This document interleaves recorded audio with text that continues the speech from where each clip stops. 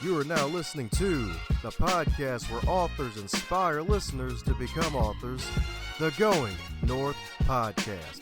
I'm your host, certified self-leadership trainer, best-selling author, and book enthusiast, DomBrightmon. And you're going to be listening to a different author that will inspire you to join the business of immortality, known as authorship. Now let the fun begin.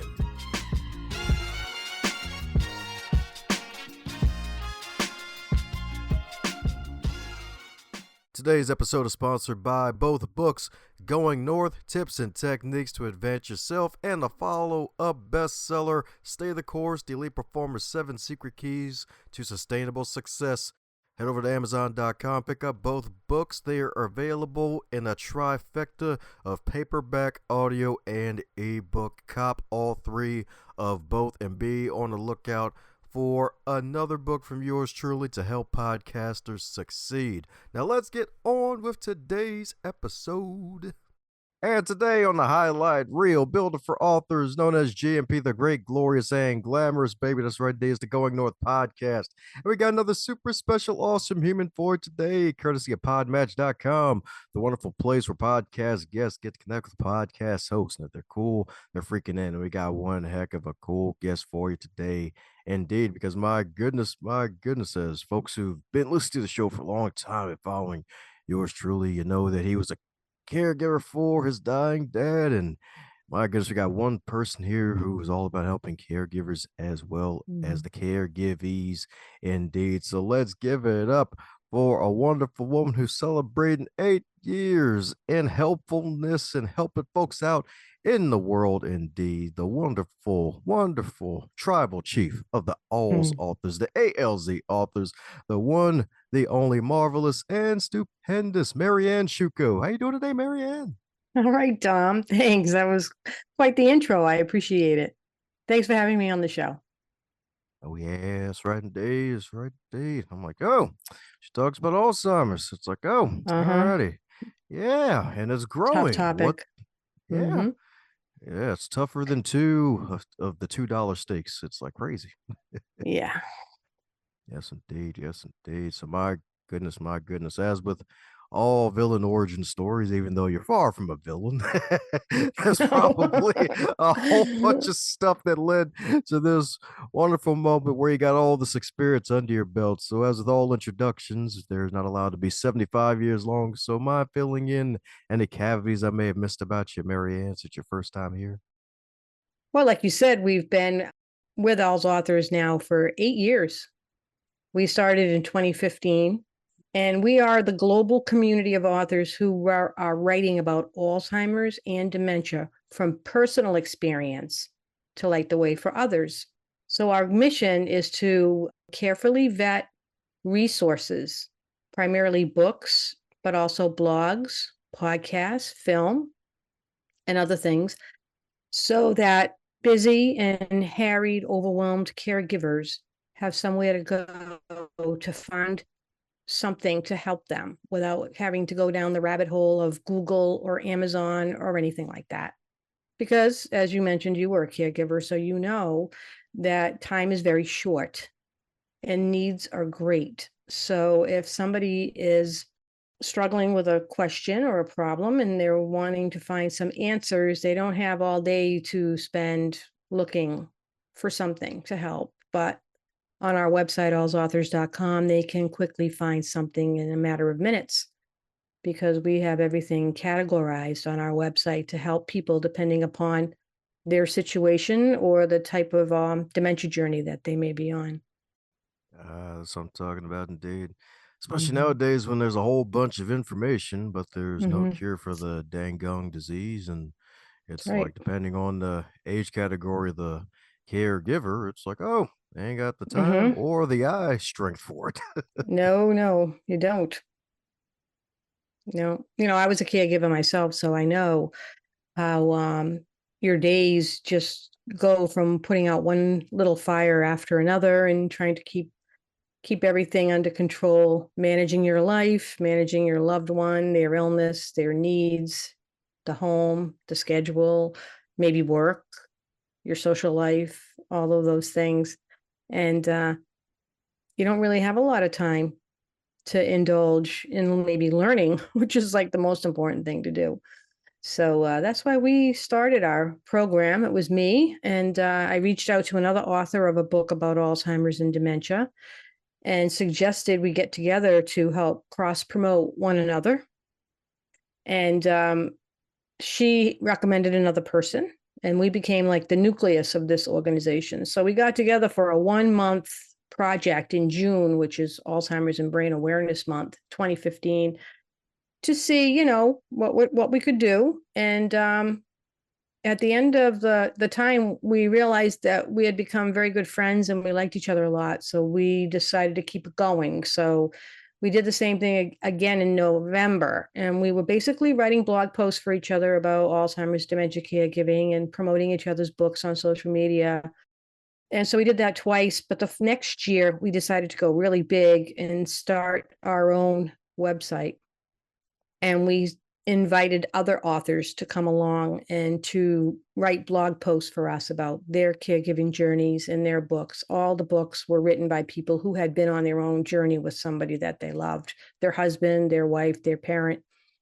So we read all the books first, and we invited them to join us. And at the end of that month in 2016, we still had some more to go.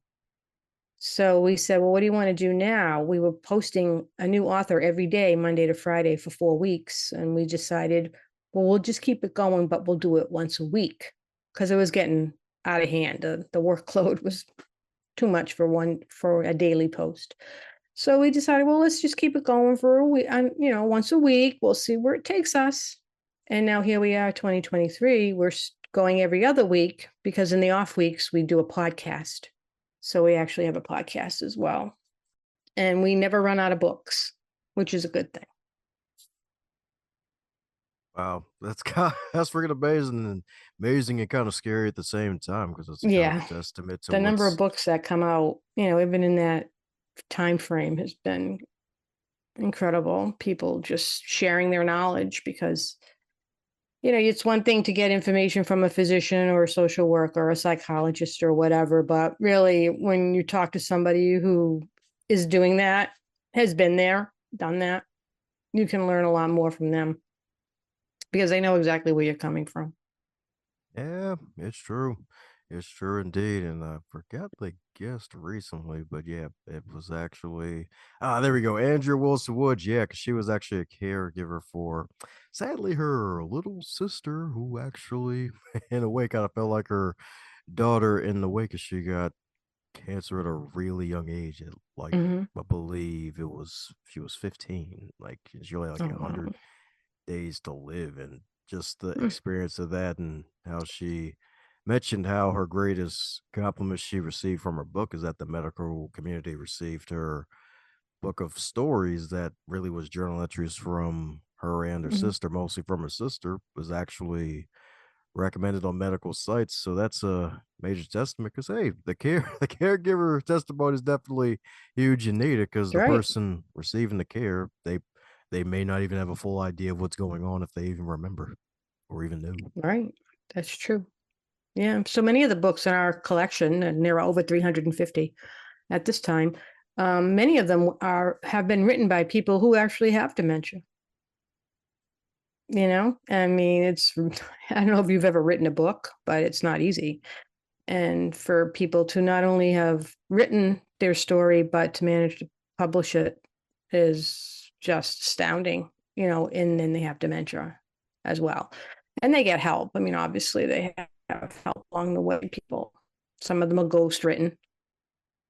But, those are my favorite books in the collection, because those are the people that can tell us what it's really like to live with your mind in dementia.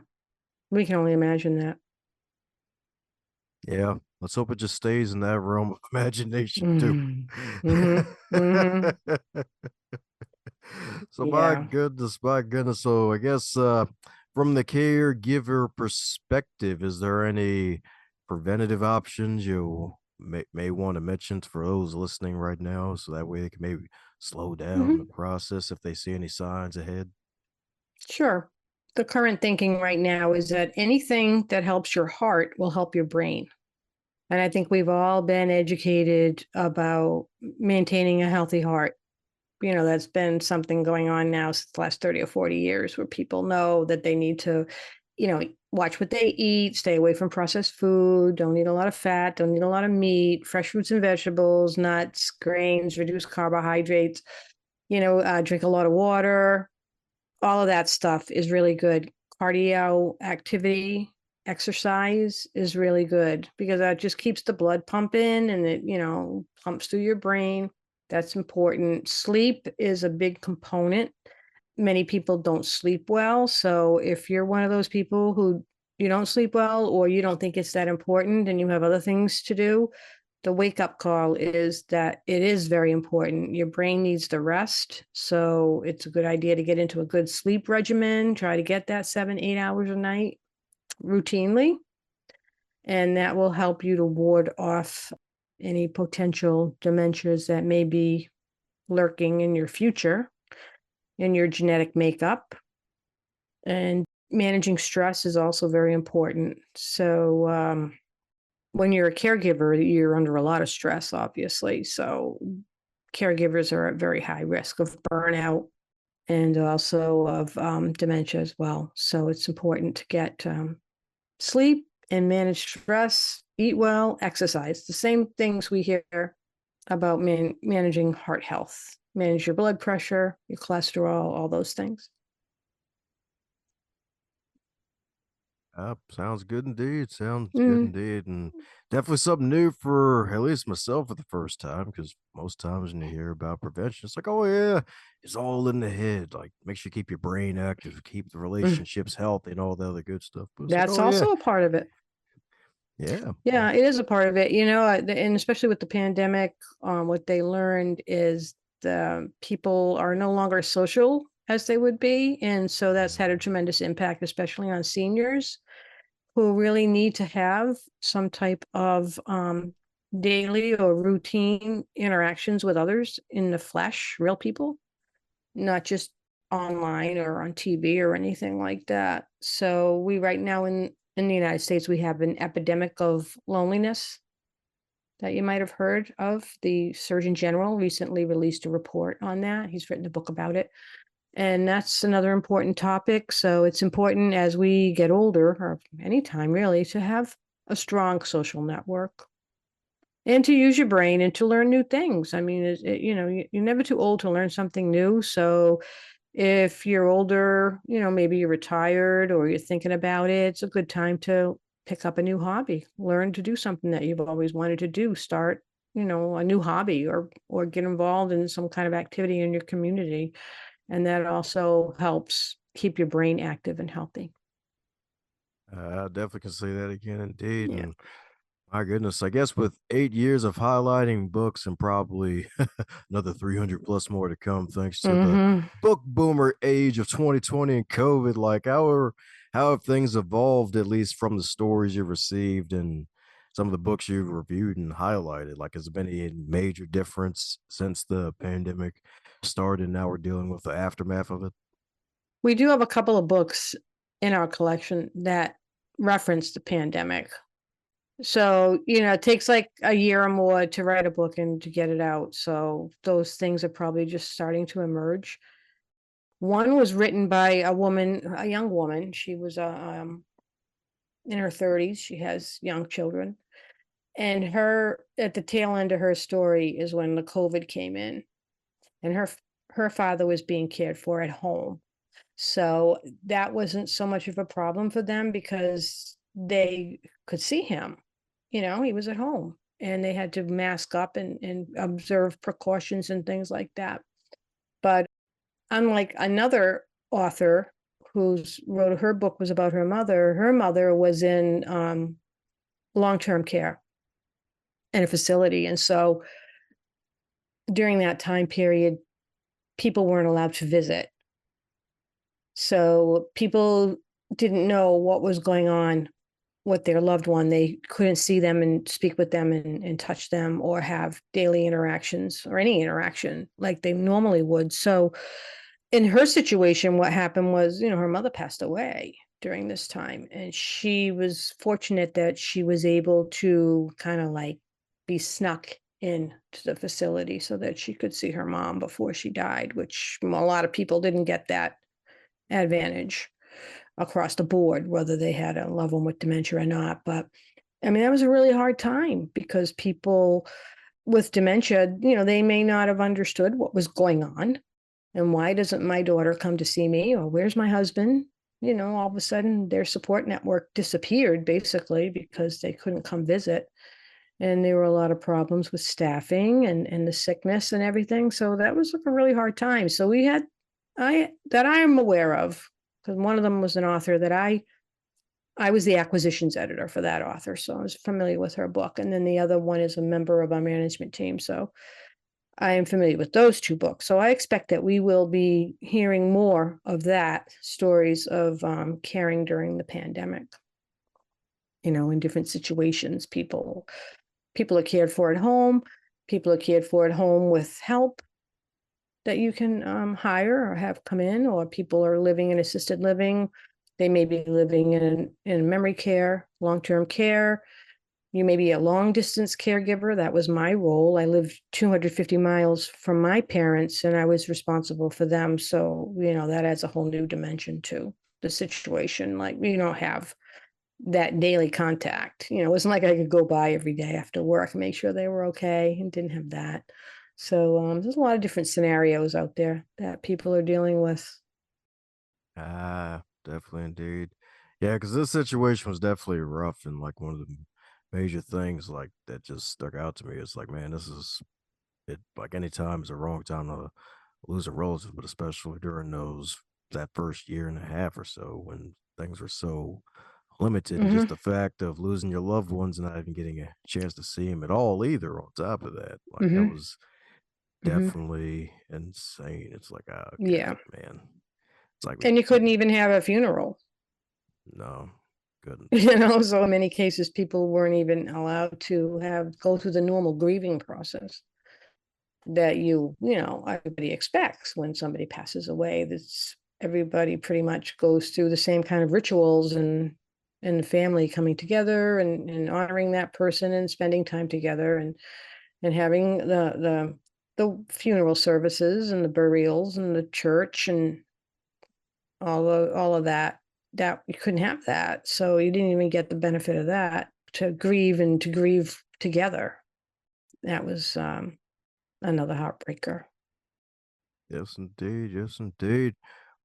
Well, speaking of heartbreaks, there's been some heartful moments indeed, like having 8 magical years of being a business. Oh Mm. my goodness, what are you expecting for the next 8 years to come? What are some big plans that you got on the horizon now that you're not only highlighting authors through written and through the voice via podcast? Anything else in mind, or is that G14 classified? No, we have a YouTube channel and we've been kind of like dipping into that, but now we have somebody who came on board with the specific purpose of building that up for us. So the podcast has always been audio only, although I record and get a video recording as well, but I never used it. So we are going to be putting the podcast up on our YouTube channel as well. So we're going to build that up, and we're going to be on a weekly radio show coming up with our person who manages or provides our podcasting platform. So that's the Whole Care Network, which is a great network for caregivers as well, to investigate the resources that are there, whether it's for Alzheimer's, dementia, or anything, any condition really. So we're going to be building out our YouTube and our video options, and we also do virtual events. So we have, what we've grown is this like stable of authors who, the majority of whom are willing and able to speak on a variety of topics. So we bring together groups of them, 4 or 5 at a time, to talk, have a panel discussion on a topic. So the ones we've done recently, well, we just did a really beautiful one in April called Poetry for the Dementia Journey. And we had over 30 poets show up for that event and read from their work that was all written about their caregiving journey. And that was recorded, and that's up on YouTube, and that's also a podcast. But we did one on dementia for difficult people, which was about caring for a parent primarily who maybe abused you in the past, somebody you did not have a good relationship with. And then when they developed the issue, then that you chose, these authors chose to put their past history aside and provide the care. One of them was there was one who it wasn't her parent that was the problem, it was the sibling. So like in many families, the siblings can be a big problem. Not everybody's always on the same page. So we had a nice mix of that to talk about that. And it was a little bit controversial because when we unveiled that we were doing it, it was called Dementia with Difficult People. People with dementia got upset because some people and wrote to us and said, why are you saying that people with dementia are difficult? And we're like, well, that's not what we're talking about. We're talking about, this is a person who they were difficult before they had dementia, but they were upset and they couldn't take the two apart, so that was kind of interesting. So we made it a point that this was not about that. People with dementia can be difficult, but that's their disease process. So that was one. We did another one on keeping romance alive in dementia care, and that was with people whose spouses had dementia, and they were talking about different ways in which they tried to maintain their coupleness, because that kind of gets lost in a caregiver situation when you assume that role. Now a lot of people, like, that part of your marriage or relationship is set aside, and a lot of times you're caring for your loved one and helping them to do very basic things that they would normally be doing for themselves, and it kind of alters your dynamic in your relationship. So people were trying to, educate others on different ways in which to try to maintain that little spark, we called it. It's that spark between you that makes you a couple. It's just not anybody else. This is your person. This is your man or your woman that you've been committed to, and you have a life together and a lifetime of memories, and trying to keep that special, even if that person's living in a memory care unit. So that was a very well received event as well. So we try to put together 3 or 4 of those a year. We play them, we record them and post them on our podcast and on our YouTube channel so people can catch up with them later. And they're really great. My favorite was this one we did, the first one we did. It was called Everything You Wanted to Know About Dementia But Were Afraid to Ask. And we had 5 people who are currently living with early onset Alzheimer's come on and talk about what it's like to live with that. And people that were in their like 50s and 60s, they weren't old. And that was quite a remarkable event. They were very candid and shared a lot. And the beautiful thing about it is then they sort of started having conversations amongst themselves. And I just stood back and let that happen. But that was really beautiful to see them comparing notes and making suggestions to each other. So we do a lot of that. And we launched a project this year called Custom Caregiver Collections, because we have all these books, and mainly when we started out, everything was online, and we always promote the Kindle book. That's like the go-to. It's for people to download a Kindle book. It's so much easier than trying to either buy a book or go to the library or whatever. So a busy caregiver can just download a book and have it immediately delivered.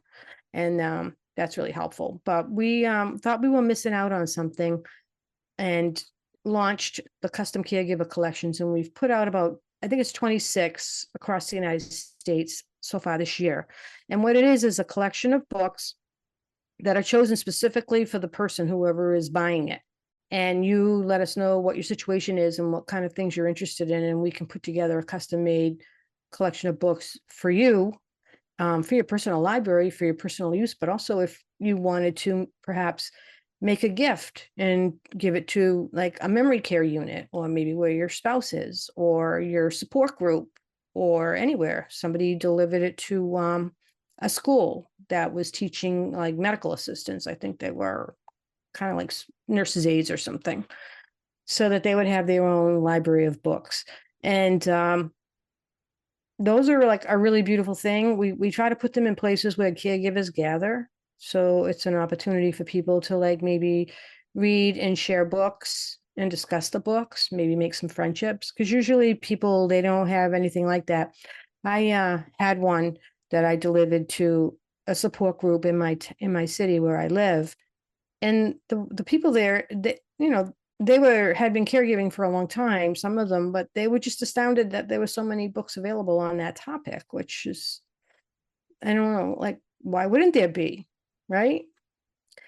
But I don't think it dawns on people that, you know what, I can get a book on that.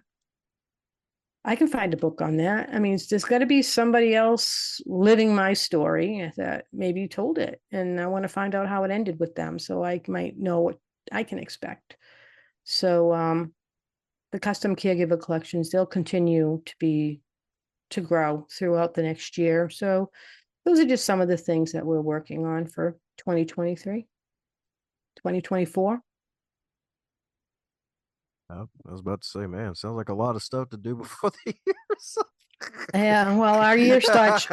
We start our year is June 1 to May 31. So that's our year. So yeah, and we're a small group. There's 6 people on the management team. Every one of us has been on a dementia journey with a parent, and has written a book.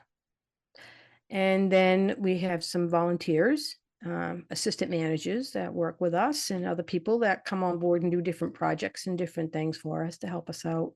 So we go. Nobody gets paid. It's all volunteer. We're a 501c3, so we take donations if anybody's inclined to help. And we use monies to maintain our website. Our website is expensive, as you probably know. A lot of people probably don't know how much money it costs to run a website. And we have a very robust website because we have, I don't know, 400 or something pages. Every author has their own page. So, we keep that going, and we just constantly have new ideas, always constantly bubbling up. Let's do this. Let's do that. Why don't we do this? Why don't we do that? We just want to help. We help people. And we get, a lot of feedback from caregivers telling us how valuable it is to them. Even if you just read the stories, you don't even have to read the books, but you can go on the blog and read the blog posts, and you can learn something. Like I try to encourage caregivers, learn something new every day. One thing. Just one little thing to maybe make it easier on you, to help you figure out what you're doing. You have to have a game plan, and nobody does. Everybody seems, for the most part, people are thrust into the situation and it happens suddenly. So they're caught, you're caught at a disadvantage. Yeah, exactly. Like the whole thief in the night, it came and plundered all of us, and now we're left with a bunch of cactuses. Oh yeah, and nobody has any recollection of what happened. Literally. That's true. Yeah, all of a sudden you wake up and you're the caregiver. And people are caregiving, they don't even know they're caregivers. They don't even see themselves, apply that name to themselves. It's something that you just do because you feel like you have to. You love somebody, and that's what we do when we love somebody and they need something. That's right indeed. That's right indeed. Mm-hmm. So my goodness, so any words of encouragement, since you yourself been a caregiver, I'm not mistaken, multiple occasions, right? At least 4 times, if I remember correctly. I was caregiver, yeah. I cared for my mom and her husband. He had dementia. My mom did not. And then recently for my mother-in-law, who came to live with us at 95 years old. She was perfectly healthy, but she got COVID. And I think that was like the turning point for her. And unfortunately, she passed away very recently. But I cared for her as well. And that was a situation, like I just said, it just all of a sudden it's thrust upon you. And the same thing with my mother and her husband. They were doing very well, and one day I just went to visit. As I said, I live 250 miles away, so I would visit them every month. And I walked into the house and I said, "Oh my God, what's going on with him? He was a mess." My stepfather. And my mother said, "Will you help me?" And I said, "Yeah, I'll help you." But once we start on this road, we are not turning back. We got to see this through and figure out what's going on with him. And think I know what it is, and we're not going to like it, but it was correct that he had dementia. So he went into memory care very quickly. And then my mother started to become frail and have her own physical health problems. So it was like a good, I don't know, year and a half, 2 years of that. And, you're just not prepared for the exhaustion. It's physically and mentally exhausting and emotionally exhausting and draining. And basically what it is you're taking on the responsibilities of another adult's life. It isn't only about the physical care or supervising them because, they can't be left alone. It's about managing the finances, making sure that their bills get paid and that the lights stay on and that they go to the doctor and that they have their medicine, communicating with other people that are involved in the care team, their doctor, the nurses and the social workers and the home care people and the nursing home people. And it's just hospice people, it just goes on and on and on. Family members and keeping everybody up to date and trying to be communicative and keep people on the same page, maintaining any kind of problems you may encounter in relationships with your siblings or others who think they might know better or are not involved and should be. So there's a lot that goes on with that. This was my work for a very long time, counseling people with these kinds of situations. And here's where you go and here's what you do. But then when it was my turn, I didn't know where to go. I didn't know what to do. It just went right out the window. It's just having that emotional attachment. People are not the same. That's not the same person that you always expected to see when you visited or when you call, that there's something's not right. They're not right anymore. And acceptance is huge. And accepting them the way that they are and not trying to fix it as it cannot be fixed. Yeah, definitely can be tough indeed. It was yep, come on, Bob the Builder, we can do it. Oh, Yeah. nope. Well, with my stepfather, we thought that he was just fooling around when his behaviors were getting crazy because that's how he was. He was a jokester and a prankster, and he liked to make trouble and fool, and so that just kept getting to be more and more and more of it was uncomfortable and it was a problem and people were upset and people would call me and say, I went to visit them and he upset me. And every time I go there, I have to take Tylenol and stuff like that. So it's like, something's not going on with him there. But it was easy to just pretend, oh, that's just him. He's just doing his normal thing. And then it became blatantly obvious that no, there's something serious happening here, and had to take him to get evaluated. So that's the worst thing that I ever had to do, was bring him to get a psychiatric evaluation. But he went into memory care and he was there for 18 months before he peacefully passed away. So I guess that was a blessing at the end. Man. Yep, definitely could be a rough journey ahead. Definitely indeed. So my goodness, so since you've been on a boatload of interviews and helping out some folks in the world, especially those caregivers, indeed, is there a question that you wish folks would ask you more often when you're on the guest side of the microphone? I can't think of anything. Is there anything else you wanted to ask? Well, you got a bunch of magical books out there, indeed. And if I'm not mistaken, you got the 10-year anniversary of your wonderful book, Blue Hydrangeas, if I'm not mistaken. You are right. Yes, that's something you can ask me about that people don't always ask about. Is my book, because I call it the little book that started this whole thing. And people say, is the book successful? I say, well, no, it's not a New York Times bestseller. It's not it didn't make me a ton of money, but look what it made.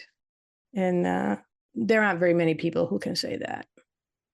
So my little book, which is being republished for its 10th anniversary sometime this year, whenever I get around to it.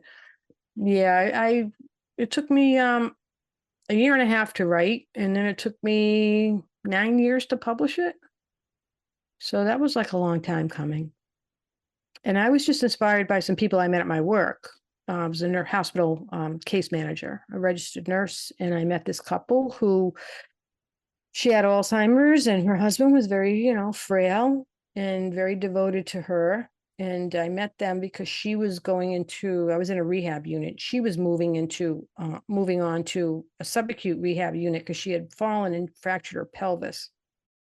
So she was going for more rehab. And when I met with them, the plan was for her to go to this other place for a while. And her son came to visit, and he said, "Can I bring my mother over there tomorrow? When she's discharged, I want to drive her there." And I'm like, "Sure, that's fine. You can do that." But then when I was thinking about them later on, I couldn't stop thinking about them. And I was just wondering, like, what would happen if they left? Somehow they were able to leave here, and the husband took his wife out, and the son, came along later, and they'd already gone. What would happen? Where would they go? What would they do? So that became the plot for my book. And I told it from the point of view of the husband as the caregiver, because most of the time, caregiver is a woman. And I had worked with a lot of men in my work who were wonderful caregivers. And so I decided I was going to tell their side of the story, and that's what I did.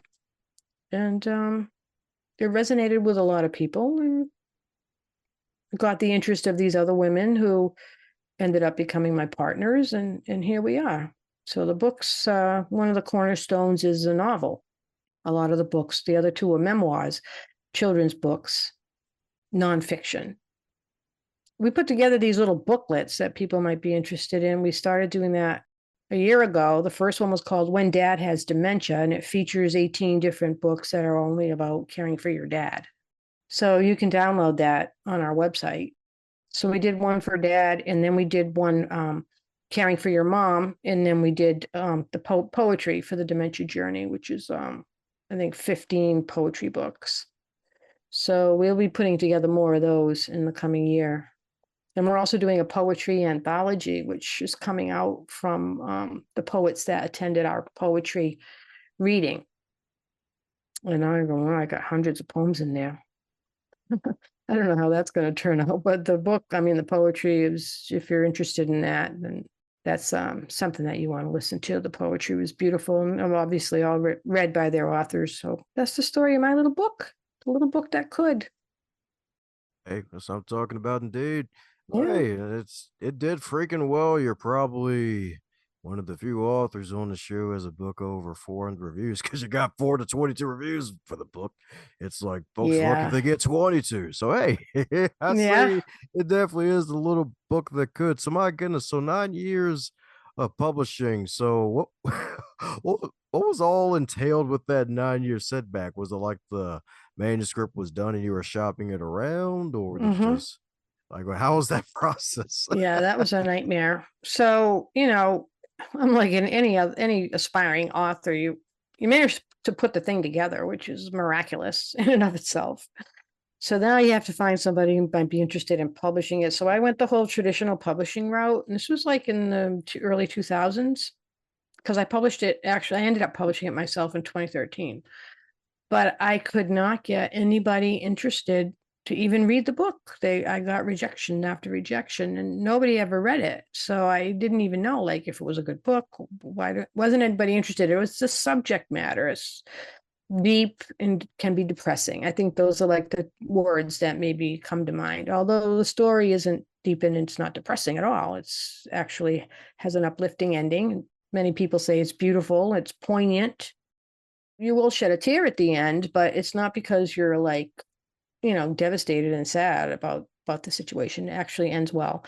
So I had a friend who had self-published on Kindle. This is when the Kindle was first coming out, when it first started. So she said, why don't you do that? Publish it on the Kindle and see what happens. So I'm like, well, what have I got to lose? I might as well. So it took me like a year to even figure out how to do that.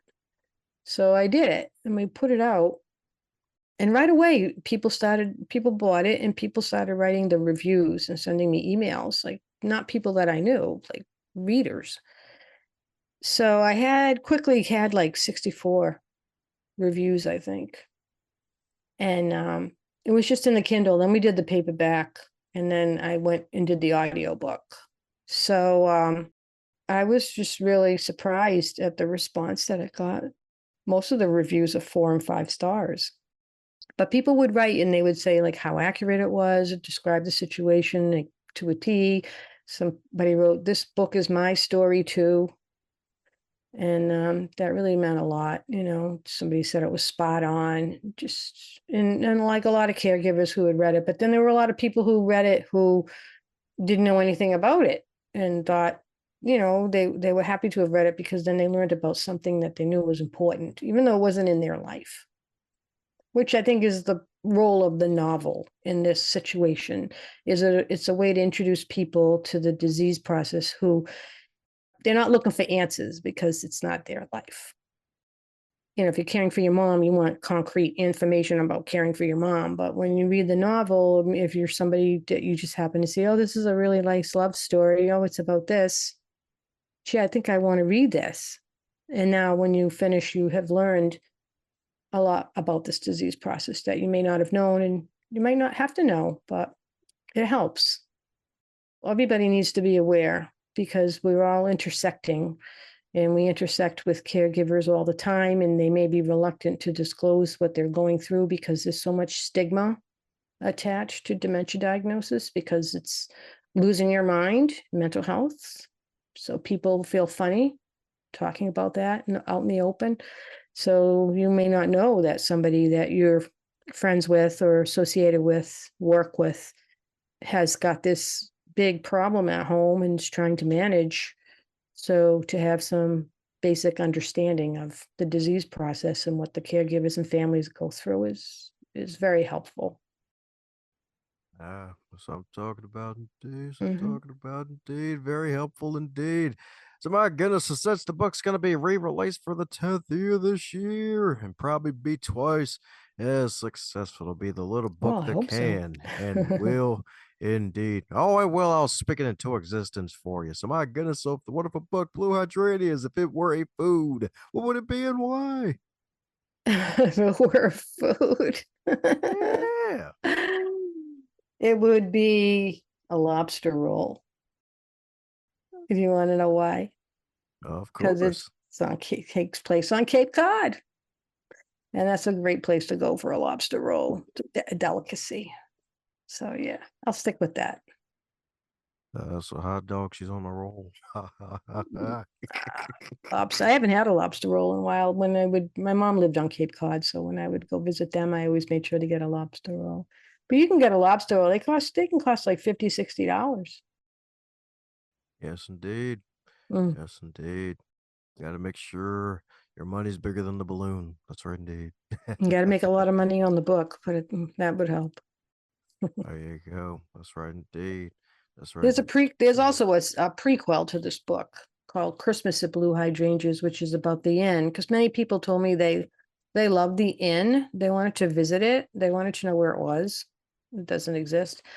And so I wrote a Christmas book. Yeah, I did. I like the inn, and it's about them and years and years before they have Alzheimer's. And then now I'm working on a new book, and it's called A Wedding at Blue Hydrangeas, and it's about the story of their son's wedding. Again, a prequel. We'll go back to 1980 before they have dementia. So you get to see them when they're healthy. Somebody did write that in a review of how she didn't know. She was devastated after she read that book when she read the Blue Hydrangeas and realized that the lovely lady in the book had dementia. She was like devastated. She told this reader wrote, which was cool. Yeah. So the wedding book, I don't know. I've been working on that for quite a while. I'm so busy with AlzAuthors, I don't have time to write my books. Sounds like you got to get back on it. Do some Mm, delegation. yeah, I'm learning. I'm not good at that. I'm the boss. I've been the boss my whole life because I was born the oldest child and the only girl. So that's what I say. That's the best spot to be in because you're the boss. Oh, well, there you go. So I was born and raised to be the boss. So I'm bossy. People tell me that, but Can't help it. Makes things happen. Yeah, exactly. Exactly indeed. Exactly indeed. Mm. So my goodness, coming down to the magical question every guest gets to receive. That's right indeed. And that is if you're to wake up tomorrow and you were 25 again, but you're still in the current year, what advice would you give to yourself? Oh boy. I'd say worry less. Most of the things you worry about don't happen. So it's best not to spend time worrying because it's a waste of energy. It makes perfect sense indeed. Well, And when you're 25, you worry about a lot of things. You worry about what people think, right? Most people aren't thinking. They're not thinking about you. I didn't realize that. You're not the center of everything. So I try not to really worry about a lot of things. So anyway, that's another thing you need to learn. What do I control? Mainly just my own reactions. So the situations, you can't control a situation, you can't control other people. So there we go. it's very freeing when you put that into practice. There you go. And then There you'll you get to go. strut like a peacock. That's right. That's right indeed. Maybe free as a bald eagle, but with hair. Yeah. Oh man. But before some bunny ears appear, folks need to keep up with all the stuff that Marianne's doing. So for those of you to do just that and more, what's the best way for folks to do so? Okay, you can visit AlzAuthors.com. You'll find the podcast there. You'll find all our blogs, all of our books. You'll find the bookstore where everything is categorized for you to make it easy to find what you want. You can find the custom caregiver collections there. And we have a shop where you can buy some of our beautiful swag that's designed by our creative director, Catherine Harrison, who is phenomenal. And we are on Facebook, Twitter, Instagram, and LinkedIn, and YouTube. So we're very busy. You can find us on all of those platforms and see what we're up to, and follow our newsletter. We do a weekly newsletter. So if you go on our website, you'll get the pop-up to join the newsletter. So send us your email and you get to download. I think it's this month, the booklet, When Dad Has Dementia, or else it's one of our anthologies, because we did a couple of anthologies, and you get a free book. And every week you get an email with the new author, the new podcast, any events coming up, any specials in the shop. We share information from the author, our author community as well. So it's not just about us. It's about, what other authors are doing. If they have an event coming up or something, you learn about that. So you can pretty much get everything that you need for your journey through AlzAuthors. Woohoo! Well, there you have it, folks. That's right indeed. So we're going to put links to all those wonderful things in the show notes. That way you can do all the good stuff by following what's going on. And that way, hey, if you're a caregiver listening right now, or heck, maybe even if you're showing some signs of the evil deed, notice the dementia, the darn Alzheimer's, hey, check out the site, see what it has to offer. Get some goods, get some ways, get some information in your old brain. Change your life forever when you take the action, that is, because you can have information all day, but if you don't do anything with it, it's just mental real estate that's not even being used. So don't do that. That's very true. That's very true. I hadn't thought of that, but yeah, use it or lose it. That's right indeed. And you don't want to lose it, because then you'll be wondering where the heck happened to my dentures. They were gone for like 10 days. I just saw this random green tea bag and they disappeared. Then I saw a camel and it was crazy. And then it had a hump that said AlzAuthors. And then, it was a sign from God.